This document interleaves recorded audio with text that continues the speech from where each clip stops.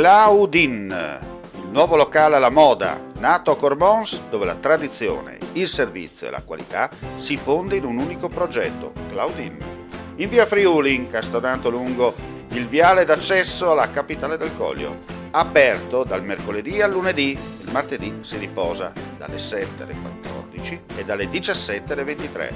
Claudine, locale per palati fini e buongustai, dove si mangia, si beve e si respira Bird, Coglio e Quay.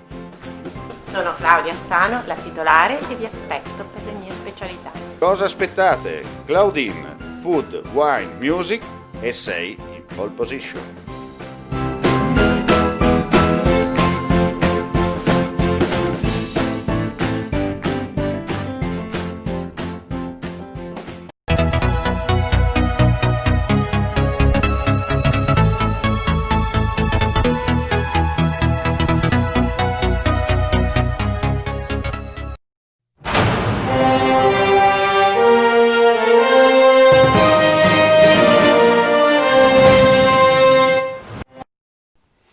Incidente dall'esito mortale poco prima delle 13 di oggi lungo la A4 tra il nodo di Portogruaro e San Senza in direzione Venezia. La vittima è un autista italiano di 24 anni, originario di Pisa.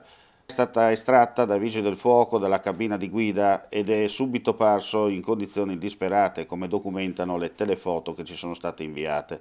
Il personale sanitario del SUAM ha avviato una manovra di rianimazione che purtroppo non gli è servita. Nel frattempo è stata istituita l'uscita obbligatoria a Portogruaro per chi arrivava da Trieste e Udine. Da lì poi per raggiungere Venezia la A28 fino a Conegliano e poi la A27. Interdetta al traffico la A4 per chi proveniva da Pordenone. Le operazioni sono coordinate dal COA di Udine, sul posto anche i vigili del fuoco.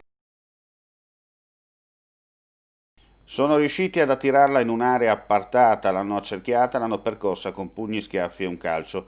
Ad aggredirla, per futili motivi, sarebbero state 3 ragazzine di 13 anni, mentre 2 ragazzi di 15 e 17 avrebbero indicato loro come colpire in modo più efficace. È la ricostruzione della polizia locale di Trieste su un episodio di violenza subito da una tredicenne all'uscita da scuola. L'intero gruppo è stato deferito all'autorità giudiziaria. 3 di loro avrebbero partecipato anche all'aggressione di un nonno paletta dopo che l'anziano li aveva invitati a indossare la mascherina sul bus. Le indagini del nucleo di polizia giudiziaria della polizia locale di Trieste sono iniziate a seguito di una denuncia formale presentata dalla madre della vittima, che aveva anche raccontato l'accaduto sui social. Attraverso il racconto di alcuni testimoni e della madre, gli agenti sono riusciti a risalire ai presunti responsabili e denunciarli. Dopo l'aggressione, la vittima era stata portata all'ospedale infantile Burlo Garofolo per le cure del caso.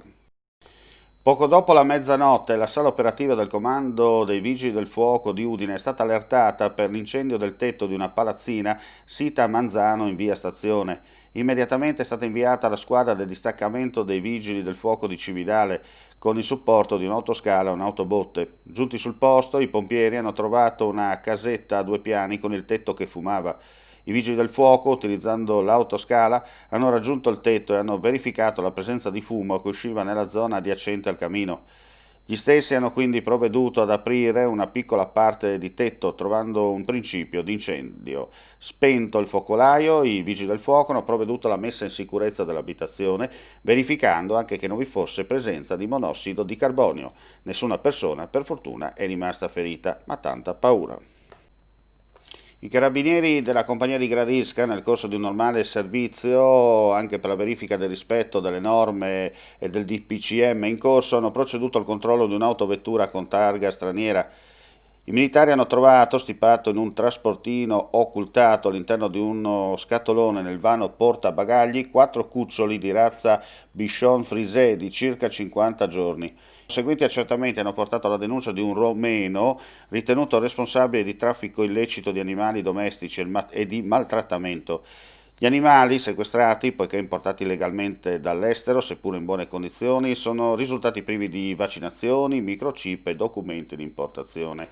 Gli stessi, una volta visitati dal veterinario, sono stati affidati in custodia al canile sanitario di Gorizia. L'immissione sul mercato dei cuccioli avrebbe fruttato al rumeno un guadagno quantificabile di oltre 4.000 euro. In Friuli Venezia Giulia, su 6.950 tamponi molecolari, sono stati rilevati 265 nuovi contagi, con una percentuale di positività del 3,81%. Sono inoltre 3.459 test rapidi antigenici realizzati, dai quali sono stati rilevati 189 casi, 5,46%. I decessi sono 15, ai quali si aggiungono 3 morti pregresse afferenti al periodo tra il 14 e il 15 gennaio. Restano stabili i ricoveri nelle terapie intensive, 63, mentre in quelli in altri reparti sono 691. I decessi complessivamente ammontano a 2.131. I clinicamente guariti 1.380 diminuiscono le persone in isolamento che nella giornata odierna risultano essere 11.831. Da inizio della pandemia in Friuli Venezia Giulia sono risultate positive complessivamente 61.373 persone, 771 da fuori regione.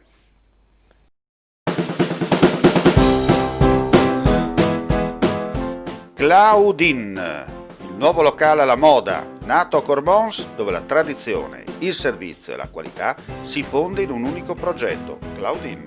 In via Friuli, incastonato lungo il viale d'accesso alla capitale del Coglio, aperto dal mercoledì al lunedì, il martedì si riposa dalle 7 alle 14 e dalle 17 alle 23. Claudin, locale per palati fini e buongustai, dove si mangia, si beve e si respira Bird, Coglio e Quay. Sono Claudia Azzano, la titolare e vi aspetto per le mie specialità. Cosa aspettate? Claudin, Food, Wine, Music e sei in pole position.